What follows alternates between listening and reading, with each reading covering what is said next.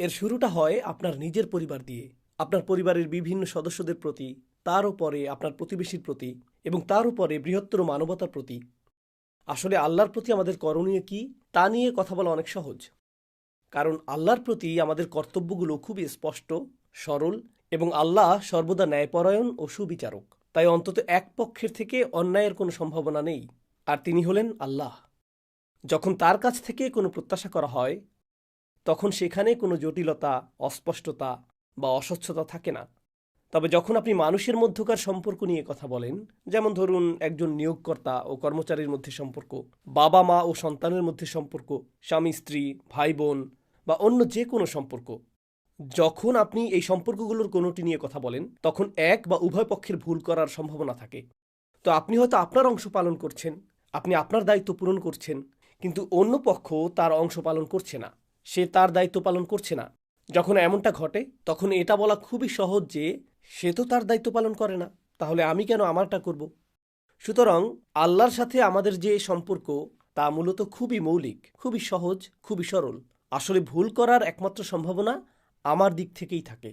আর এ কারণেই আমরা তার সাথে আমাদের সম্পর্ক শুরু করেছি মানব ইতিহাসের প্রথম দোয়া দিয়ে, রব্বানা যালামনা আনফুসানা ওয়া ইল্লাম তাগফির লানা ওয়া তারহামনা লানাকুনান্না মিনাল খাসিরিন। হে আমাদের প্রভু, আমরা নিজেদের উপর জুলুম করেছি, যদি আপনি আমাদেরকে ক্ষমা না করেন এবং দয়া না করেন আমরা ক্ষতিগ্রস্তদের অন্তর্ভুক্ত হব।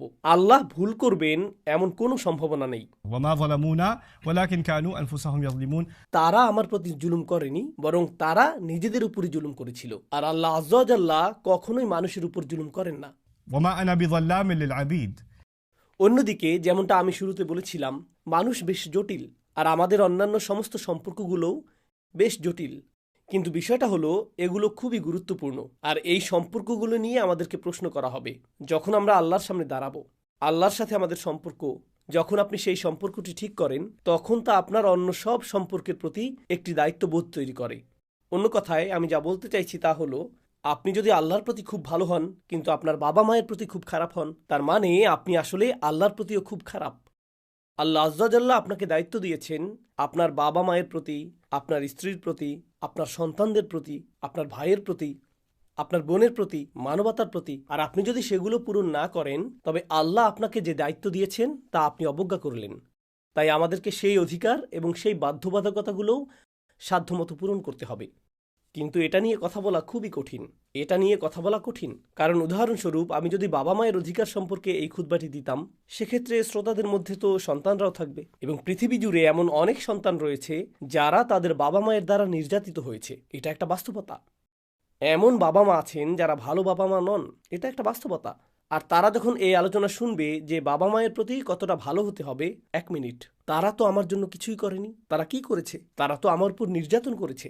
এমন বাবা মা আছেন যারা শারীরিকভাবে নির্যাতন করেন, মানসিকভাবে নির্যাতন করেন, সব ধরনের নির্যাতনই ঘটে থাকে। কেন তারা এখন অগ্রাধিকার পাবে? তাই যখন কেউ এক পক্ষের কথা শোনে তখন মন খারাপ করে বলে, কেন আপনি অন্য দিকটা তুলে ধরলেন না? একইভাবে আমি যদি আজকের খুতবাটি স্বামীর অধিকার নিয়ে দিতাম তাহলে অনেক স্ত্রীরা মন খারাপ করতেন। আমাদের দিকটার কি হবে? কেন আমি তাকে এত সব অধিকার দেব? সে কি করেছে? আর আমি যদি পুরুষদের জন্য এটা করতাম এবং বলতাম এগুলো হলো নারীদের প্রতি আমাদের দায়িত্ব, তখন পুরুষরা মন খারাপ করত। হ্যাঁ ঠিক আছে, আমার এত সব দায়িত্ব আছে, কিন্তু সে তো সারাক্ষণ অশান্তি তৈরি করে, সেটা নিয়ে তো আপনি কিছুই বললেন না। আমাদের কি করা উচিত? জানেন কি ঘটে? এই অধিকার এবং দায়িত্বগুলোর কোনোটি নিয়ে আলোচনা করার সময় আমাদের মনে সবসময় একটা ক্ষোভ কাজ করে, সবসময় এই আত্মরক্ষার প্রবণতা কাজ করে, আমাদের মধ্যে এই ধরনের প্রবণতা কাজ করে। তা আমি প্রথমে সেই বড় অথচ অনুচ্চারিত বিষয়টি নিয়েই কথা বলতে চাই। আজকের খুতবাটি মূলত পুরুষদের দায়িত্ব নিয়ে, এবং এটি আসলেই কিছু পুরুষকে বেশ বিরক্ত করবে, কারণ তারা বলবে আপনি তো নারীদের সম্পর্কে কিছুই বলেননি। ইনশাআল্লাহ আমার পরের খুতবাটি নারীদের নিয়েই হবে। তাই আমি প্রতিশ্রুতি দিচ্ছি যে তাদেরকেও আমি সমানভাবে বিরক্ত করব। কিন্তু বিষয়টি হলো, আমি বলতে চাই স্বয়ং ইবলিসের দ্বারা অনুপ্রাণিত একটি প্রবণতা হলো সে আমাদের নিজেদের দায়িত্বের কথা ভুলিয়ে দেয়, আর সে আমাদেরকে সারাক্ষণ নিজেদের অধিকার নিয়ে ভাবতে বাধ্য করে। তাই যখন আপনাকে আপনার দায়িত্বের কথা মনে করিয়ে দেওয়া হয় আপনি নিজেকে বলেন, আমি তো আমার অধিকার পাই না, তাহলে কেন আমার দায়িত্ব নিয়ে ভাবব? আপনি সব সময় আপনার অধিকার নিয়ে চিন্তিত, এবং ফলস্বরূপ আপনি আপনার দায়িত্ব সম্পর্কে কম চিন্তিত। এই দুটি বিষয় একে অপরের সাথে সম্পর্কহীন। আমি জানি এটা কঠিন। আমি প্রথম স্বীকার করব যে এটা খুব কঠিন একটা কাজ। শুধুমাত্র নিজের দায়িত্বের কথা ভাবা এবং নিজের অধিকারের কথা না ভাবা।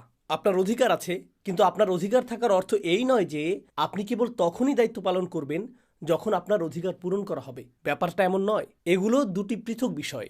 বিশেষত যখন ন্যায় বিচারের প্রসঙ্গ আসে, বিশেষত যখন আল্লাহর সামনে আমরা কিভাবে দাঁড়াবো সেই প্রসঙ্গ আসে। তো এখন আমি যা দিয়ে শুরু করতে চাই তা হলো একটি নির্দিষ্ট শব্দের সংজ্ঞা যা স্বামী ও স্ত্রীর মধ্যকার সম্পর্ককে সংজ্ঞায়িত করে।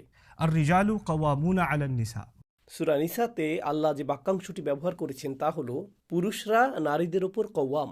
পুরুষরা নারীদের উপর কওয়াম শব্দটি খুবই অপ্রত্যাশিত, এই কওয়াম শব্দটি, এবং মনে হচ্ছে এটাই সেই ভিত্তি যার উপর পরিবার ব্যবস্থাটি পরিচালিত হওয়ার কথা। আর নারীর প্রতি পুরুষের কর্তব্য এবং পুরুষের প্রতি নারীর কেমন প্রতিক্রিয়া দেখানো উচিত তা এই একটি বাক্যাংশে ধারণ করা আছে। বাকি সব কিছু, এটি একটি দীর্ঘ আয়াত। এই আয়াতে এরপরে যা কিছু এসেছে তা আসলে এই একটি বিবৃতির ছায়া। তাই এই খুতবাটি মূলত এই একটি বিবৃতির জন্যই উৎসর্গীকৃত। الرجال قوامون على النساء. এবং মৌলিক এই শব্দটি আপনার এবং আমার জন্য এটি কি অর্থ বহন করে। কওয়াম শব্দটি আরবি শব্দ কিয়াম থেকে এসেছে, যার অর্থ দাঁড়ানো, এবং এর বেশ কয়েকটি অর্থ রয়েছে। এটি আরবি ভাষার অত্যন্ত সাবলীল শব্দগুলোর মধ্যে একটি। শব্দটি বাছাইয়ের ক্ষেত্রে আল্লাহ অসাধারণ বিজ্ঞতার প্রকাশ ঘটিয়েছেন। আপনি আরও অনেক শব্দ ব্যবহার করতে পারেন, কিন্তু বিশেষত এই শব্দটি যে জিনিসগুলো এটিকে অনন্য করে তুলেছে তার মধ্যে একটি হলো এই শব্দটি এবং আল্লাহর একটি নাম একই শব্দমূল থেকে এসেছে। আয়াতুল কুরসিতে আল্লাহর নামটি রয়েছে আল্লাহু লা ইলাহা ইল্লাহু আল হাইয়ুল কাইয়ুম। এই কাইয়ুম এবং কওয়াম শব্দ দুটি আসলে একই উৎস থেকে এসেছে।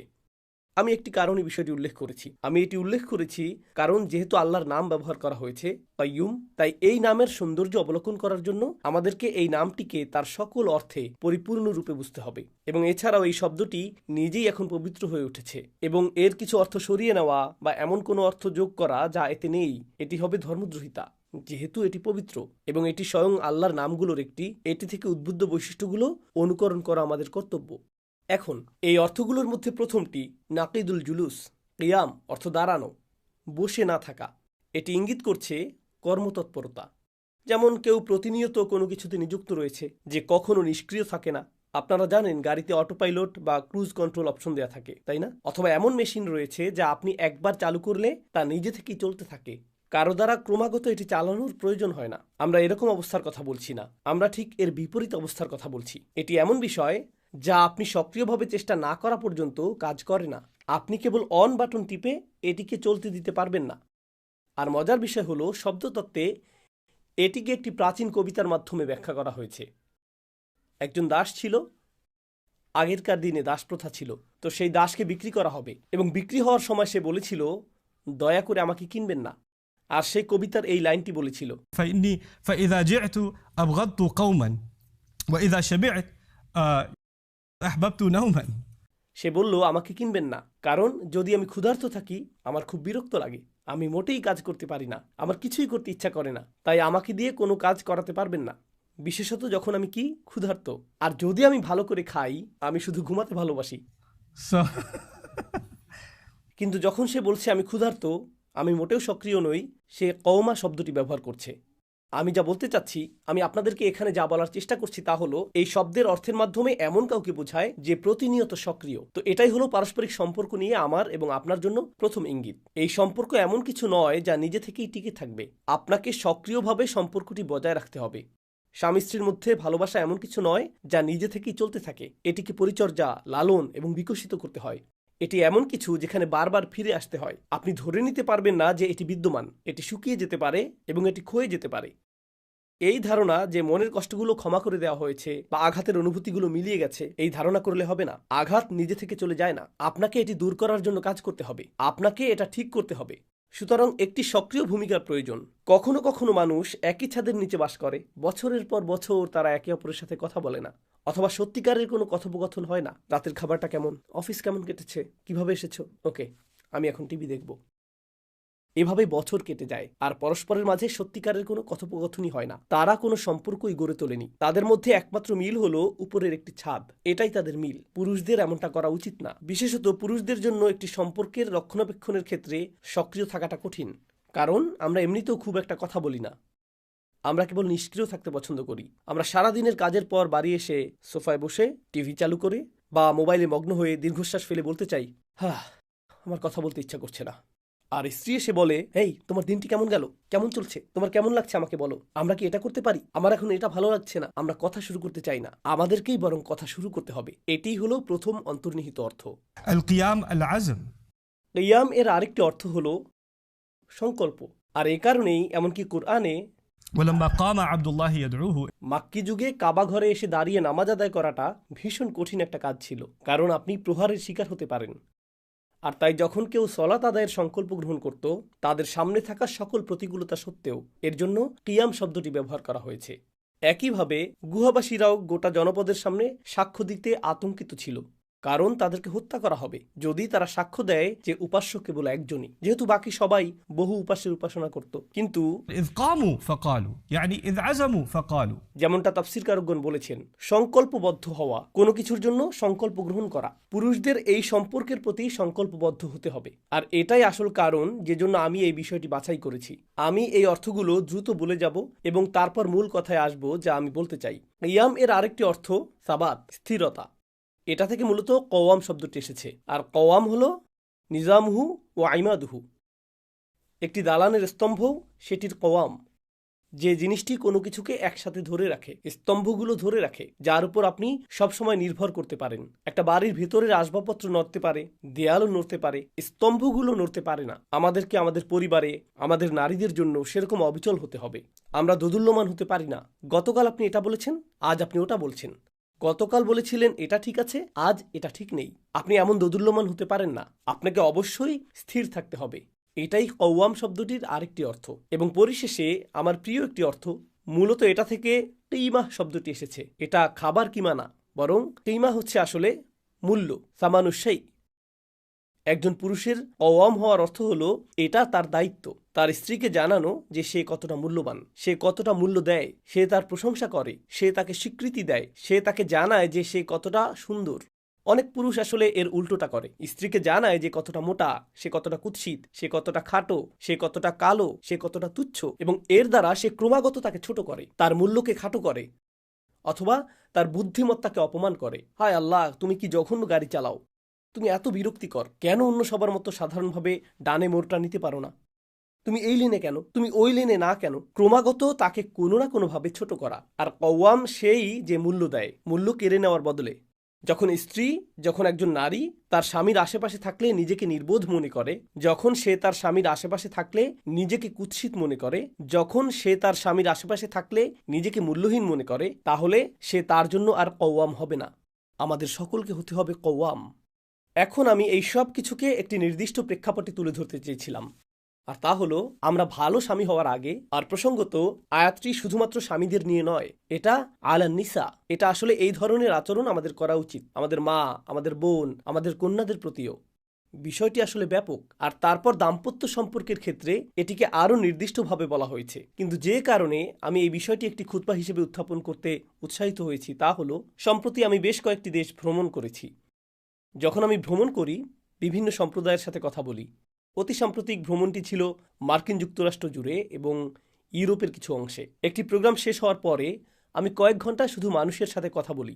মানুষ আমার কাছে এসে বিভিন্ন ধরনের প্রশ্ন করে বা উদ্বেগের কথা জানায় বিপুলভাবে। যে মহিলারা আমার সাথে কথা বলতে এসেছিলেন তারা আমাকে বলেছিলেন যে কিভাবে তাদের স্বামীরা, তারা ভালো স্বামী, কিন্তু তারা তার শ্বশুরবাড়ির লোকদেরকে তার প্রতি অন্যায় করার সুযোগ দেয়। অন্য কথায়, তারা যৌথ পরিবারে বাস করে বা এ ধরনের কিছু, যেখানে স্ত্রী স্বামীর কাছে আছে কিন্তু তার বাবা মা ওর সাথে আছেন, আর বাবা মা স্ত্রীর প্রতি অত্যাচারী এবং তাকে এটা সহ্য করতে হয়। আর স্বামীটি বলে, আমি কিছুই করতে পারবো না, তারা আমার বাবা মা, তুমি আমাকে কি করতে বলো। তারা তোমাকে আজে বাজে কথা বলবে, কিন্তু তোমাকে ধৈর্য ধরতে হবে, কারণ আমি সব সময় আমার মায়ের পক্ষ নেব, আমি সব সময় আমার বাবার পক্ষ নেব। এখানে যা ঘটেছে, এখানে দুটি সীমারেখা অতিক্রম করা হয়েছে।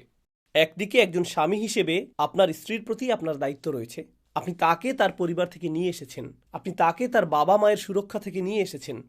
তার একজন ওয়ালি ছিল, তার একজন বাবা ছিল, আর তার দায়িত্ব ছিল এটা নিশ্চিত করা যে সে যেন সুখী, নিরাপদ থাকে। তাকে যেন অপমানিত বা লাঞ্ছিত করা না হয়, তাকে সব ধরনের নির্যাতন, শারীরিক, মানসিক, আধ্যাত্মিক সব ধরনের নির্যাতন থেকে রক্ষা করা, সেটা ছিল তার বাবার ভূমিকা। আর যখন আপনি সেই নিকাহনামায় স্বাক্ষর করলেন এবং যখন আপনি কবুল বলেছিলেন, তখন সেই সমস্ত দায়িত্ব আপনার কাছে স্থানান্তরিত হয়েছিল। আপনারও তাকে ততটাই সুরক্ষা দেওয়া উচিত, বরং তার বাবার চেয়েও বেশি, কারণ তার সাথে আপনার সম্পর্ক আসলে আরও গভীর। সে এমনকি আপনার সন্তানদের মা। এখানে দায়িত্ব আরও বেশি। তাই আপনার উচিত ছিল তার চারপাশে একটি ঢালে পরিণত হওয়া। একই সময়ে আপনি একজন সন্তানও বটে। আপনার মায়ের কাছে একজন সন্তান, আপনার বাবার কাছে একজন সন্তান। আর এই ধর্ম আমাদের শেখায় যে আমরা আমাদের পিতামাতাকে উফ পর্যন্ত বলতে পারবো না। আপনি পিতামাতার সামনে মোটেও আপনার কণ্ঠস্বর উঁচু করতে পারবেন না। এখন আপনাকে দুই দিকের টান সহ্য করতে হচ্ছে। আপনার স্ত্রীর প্রতি রয়েছে বিশাল এই দায়িত্ববোধ, মিসাকান গলিজা। কুরআন একে বলছে একটি ভারী চুক্তি, একটি ভারী চুক্তিপত্র। বিয়ে কোনো হালকা জিনিস নয়। এবং অন্যদিকে আপনার পিতামাতার প্রতিও আপনার এই বিশাল দায়িত্ব রয়েছে। আর মাঝে মাঝে পরিস্থিতি আপনাকে বেছে নিতে বলে কার প্রতি আপনি বেশি ঝুঁকবেন। আপনার কাজ আসলে একটি সীমারেখা টানা এবং বলা যে আমি আমার স্ত্রীর জন্য এটা করব, এভাবেই আমি তার যত্ন নেব, আর এভাবেই আমি তাকে রক্ষা করব। এবং আপনার বাবা মাকে জানাতে হবে তুমি আমাকে যা খুশি বলতে পারো, তুমি আমাকে মারধর করো, তুমি আমাকে অভিশাপ দাও, আমি তোমার সন্তান, তুমি যা খুশি করো, সমস্যা নেই, আমি তা সহ্য করব, কিন্তু ওকে স্পর্শ করতে পারবে না। তুমি ওকে একটি কথাও বলতে পারবে না। সে তোমার নয়, সে তোমার দায়িত্ব নয়, এবং সে তোমার সন্তানও নয়। বিশেষ করে আমি যে সংস্কৃতি থেকে এসেছি, জানেন যখন মেয়েটির বিয়ে হয় তখন তারা কি বলে? তারা বলে সে তো আমাদের মেয়ের মতো, যেন আমাদের পরিবারে একটি নতুন কন্যা সন্তান এসেছে। যখন আপনি এই কথাগুলো শুনবেন তখন সাবধান, মেয়েরা পুরোপুরি সতর্ক থাকবেন। কারণ যখন তারা বলবে সে তো আমাদের মেয়ের মতো, বিপদ ঘনিয়ে আসছে। মাত্র কয়েক সপ্তাহ পরেই মন্তব্য করা শুরু হবে তুমি রান্না জানো না, বা তুমি রান্নায় লবণ বেশি দাও, বা তুমি অলস, বা তুমি অপরিচ্ছন্ন, এরকম কথা শুরু হয়ে যাবে। না না না না না, এই নারী এবং তার স্বামীর পরিবারের মধ্যে সম্পর্ক প্রথমে এবং সর্বাগ্রে পারস্পরিক শ্রদ্ধার সম্পর্ক। তার সাথে সম্মানের সাথে আচরণ করতে হবে এবং তার আচরণও সম্মানসূচক হতে হবে। যখন অধিকার এবং কর্তব্যের প্রশ্ন আসে, সে আপনার বাবা মায়ের কথা শুনতে কোনোভাবেই বাধ্য নয়। আমি দুঃখিত এজন্য যে আমি আপনার জন্য দুঃখ বোধ করছি। আপনি এতদিন ধরে এটা বিশ্বাস করেছেন, কিন্তু আপনার বাবা মায়ের কথা শোনার কোনো বাধ্যবাধকতাই আপনার স্ত্রীর নেই। আর আপনি যদি তাকে আপনার বাবা মায়ের কথা শুনতে এবং আপনার বাবা মায়ের সেবা করতে বাধ্য করেন, আপনি একটি অন্যায় কাজে লিপ্ত। আপনি এখানে অত্যাচারকারী। আপনি একজন কওয়াম নন। আপনি সেই কওয়াম নন যা আল্লাহ আশা করেন। আপনার উচিত ছিল তার যত্ন নেওয়া। আপনি পরিবারে কোনো চাকরানি নিয়ে আসেননি। আর তাকে আপনার এই লেকচার দেওয়া উচিত না যে তোমাকে ধৈর্য ধরতে হবে, তারা বড়, তারা যা খুশি বলতে পারে। না না না না না না।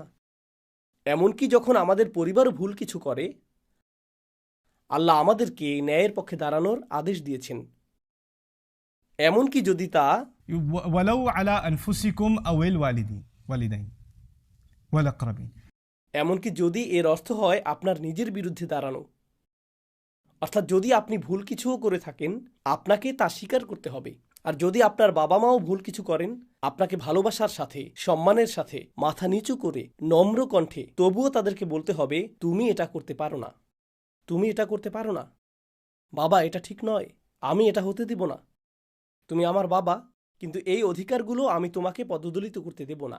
কারণ আল্লাহ তোমাকে জিজ্ঞেস করবেন না, আল্লাহ আমাকে জিজ্ঞেস করবেন আমি আমার স্ত্রীর উপর কওয়াম ছিলাম কিনা।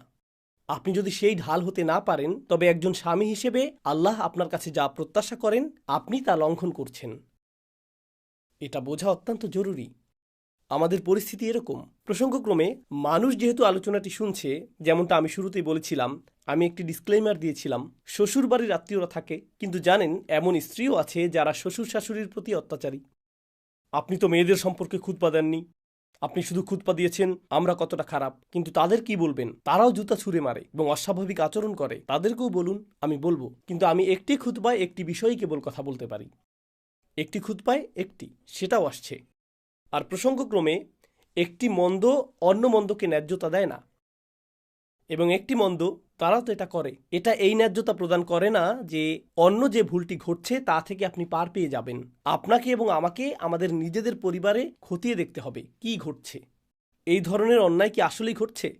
কারণ যদি তা ঘটে তাহলে আল্লাহ জবাবদিহি চাইবেন। রাসূল সাল্লাল্লাহু আলাইহি সাল্লাম বলেছেন, খয়রুকুম খয়রুকুম লিয়াহলিহি, তোমাদের মধ্যে সর্বোত্তম তারাই যারা তাদের পরিবারের কাছে সর্বোত্তম।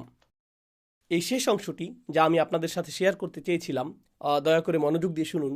3 ধরনের নির্যাতনের কথা আমি তুলে ধরতে চাই। 3 ধরনের নির্যাতন। এর মধ্যে প্রথমটি হলো সবচেয়ে খারাপ, আর তা হলো শারীরিক নির্যাতন। সেটা আসলেই প্রশ্নের ঊর্ধ্বে। রাসূল সাল্লাল্লাহু আলাইহি সাল্লাম সরাসরি বলেছেন, لا تضربوا إماء الله. আল্লাহর দাসীদের আঘাত করো না। সরাসরি বলেছেন, আল্লাহর দাসীদের আঘাত করো না। আল্লাহ রাসূল বলতে পারতেন, লা তাদরিবুন নিসা, নারীদের আঘাত করো না, তাই না? নারীদের আঘাত করো না, কারণ আল্লাহর দাসীরা আসলে নারী। কিন্তু এই শব্দগুলোর শক্তিমত্তা হলো, যখন আপনি তাদেরকে আল্লাহর দাসী বলেন, তখন মৌলিকভাবে তারা কার সাথে সম্পর্কিত? তাদের মালিককে, আল্লাহ। যখন আপনি অন্য কারো সম্পত্তি নষ্ট করেন, যেমন আপনি যদি আমার গাড়িটি ধ্বংস করেন, আপনি আমার গাড়িকে আঘাত করেননি। আপনি কাকে আঘাত করেছেন? আপনি আমাকে আঘাত করেছেন। যদি আপনি আমার সন্তানের ক্ষতি করেন, আপনি শুধু আমার সন্তানকে বিরক্ত বা আঘাত করেননি, আপনি কাকে আঘাত করেছেন? আমাকে। আমি এর প্রতিশোধ নেব। যদি তারা আল্লাহর সম্পত্তি হয় আর আপনি তাদেরকে আঘাত করেন, কে এর প্রতিশোধ নেবেন? আল্লাহ। لا تضربوا إماء الله. সাবধান, তারা আল্লাহর সম্পত্তি।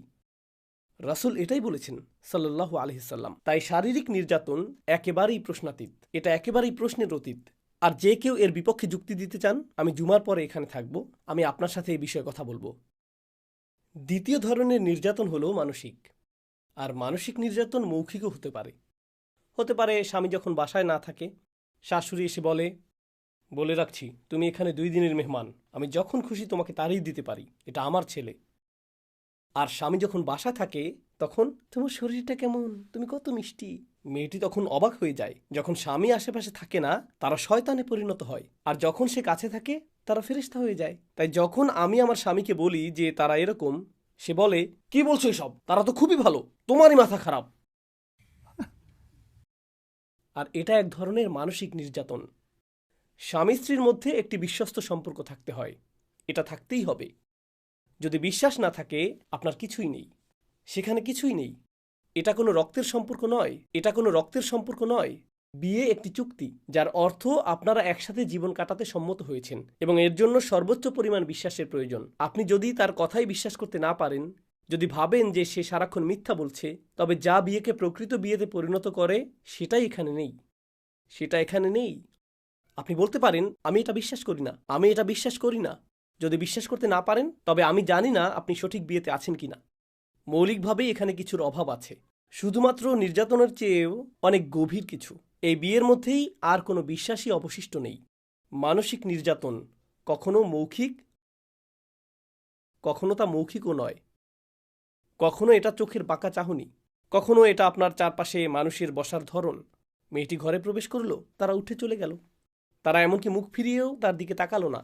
তারা তাদের কণ্ঠস্বর পরিবর্তন করে ফেলে। এমনকি কখনো তা আপনার ওয়ালাইকুম আসসালাম বলার ধরন। মেয়েটি বলে, আসসালামু আলাইকুম। ওয়ালাইকুম আসসালাম। অথবা তিনি মোটেই কিছু বলেন না। একদম কিছুই না বলাটাই বেশ অপমানজনক। আর তারপর তিনি অস্বীকার করে বলেন, আমি কি বলেছি, আমি তো কিছুই বলিনি। এটাই মানসিক নির্যাতন, এবং এটা অগ্রহণযোগ্য। তবে শেষের নির্যাতনটি আমার দৃষ্টিতে সবচেয়ে ভয়ঙ্কর, আর সেটি আধ্যাত্মিক নির্যাতন। যখন অন্যায় করা হয় এবং তারপর ধর্মের উদ্ধৃতি দেওয়া হয়। আল্লাহ পিতামাতার প্রতি ভালো হতে বলেছেন। ইসলাম আপনাকে এটাই শিক্ষা দেয়। তারা কোনো অন্যায় করবে আর তারপর আল্লাহ, তার কিতাব এবং তার রসুল সাল্লাল্লাহু আলাইহি সাল্লামের দোহাই দিবে, যাদের সাথে এই অপরাধের বিন্দুমাত্র সম্পর্ক নেই। আর পরিবারগুলোতেই এই ধরনের ধর্মীয় বা আধ্যাত্মিক ব্ল্যাকমেইল এবং নির্যাতন চলে। আপনার পরিবারে এর অবসান হওয়া প্রয়োজন। আমি এখন শুধুমাত্র পুরুষদের উদ্দেশ্যে কথা বলছি। আমি পিতামাতার উপর অসন্তুষ্ট নই, আমি অন্য কারো উপরও অসন্তুষ্ট নই, আমি এমনকি আপনার উপরও অসন্তুষ্ট নই। কিন্তু আমি শুধু আপনাকে এবং আমার নিজেকে একটি বাস্তবতার মুখোমুখি করছি। দেখুন, আমাদের পিতামাতা খারাপ নন, তারা তা নন। তারা একটি নির্দিষ্ট সংস্কৃতিতে বেড়ে উঠেছেন, তারা একটি নির্দিষ্ট পরিবেশে বেড়ে উঠেছেন, তাদের নির্দিষ্ট কিছু রীতি আছে যাতে তারা অভ্যস্ত হয়ে গেছেন, আর এর কিছু অংশ সঠিক নয়, কিন্তু তারা তা বোঝেন না। তারা সেটাই করেন যা তাদের কাছে সঠিক মনে হয়। মজ্জাগতভাবে কেউই খারাপ না, তারাও নন, যদিও কিছু মহিলা তাদের শ্বশুরবাড়ি সম্পর্কে এরকমটা মনে করেন।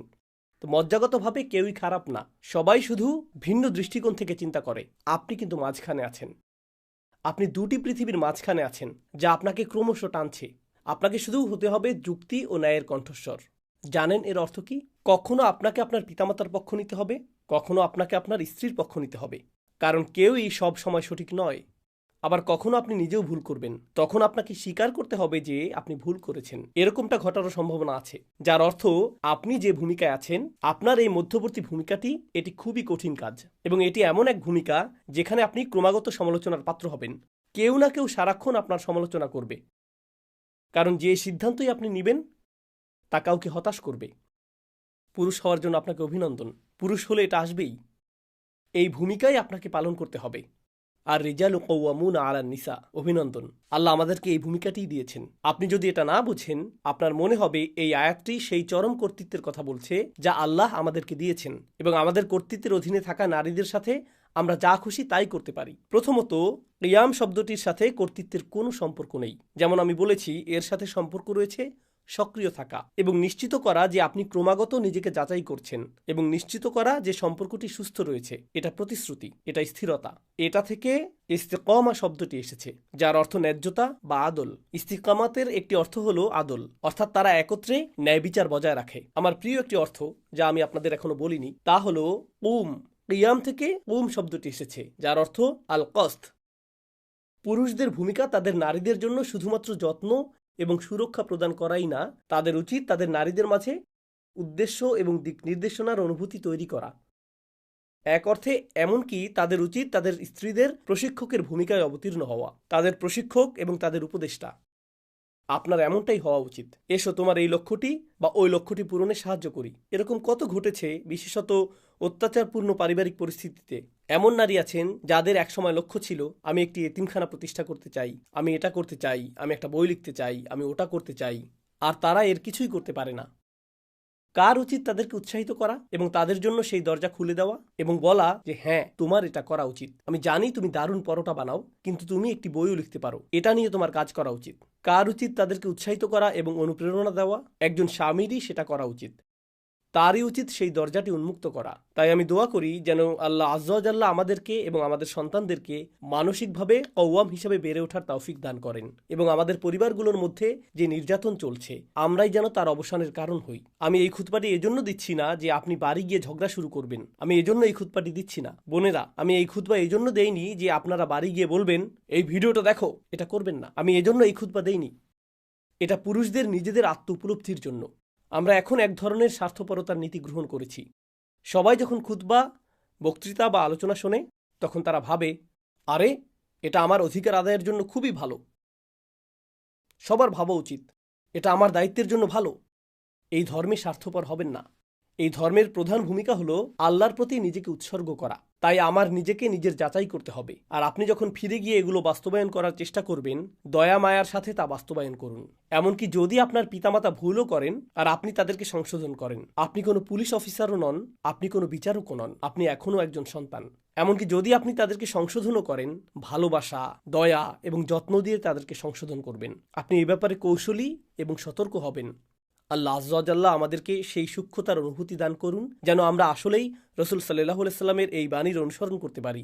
خيركم خيركم لأهله وأنا خير منكم لأهلي। তোমাদের মধ্যে সেই উত্তম যে তার পরিবারের কাছে উত্তম। তিনি বলেননি যে তোমাদের মধ্যে সেই উত্তম যে ভালো পরিবারের কাছে উত্তম। এমনকি যদি আপনার পরিবারে সমস্যাও থাকে, আপনাকে আপনার সেরাটাই করতে হবে, তাই না? আর আমি আমার পরিবারের কাছে সর্বোত্তম। আল্লাহ আজ্জা ওয়া জাল্লা যেন আমাদের পরিবারগুলোকে উন্নত থেকে উন্নততর করেন এবং আমাদের পরিবারের প্রতি সঠিক আচরণ করার তৌফিক দান করেন।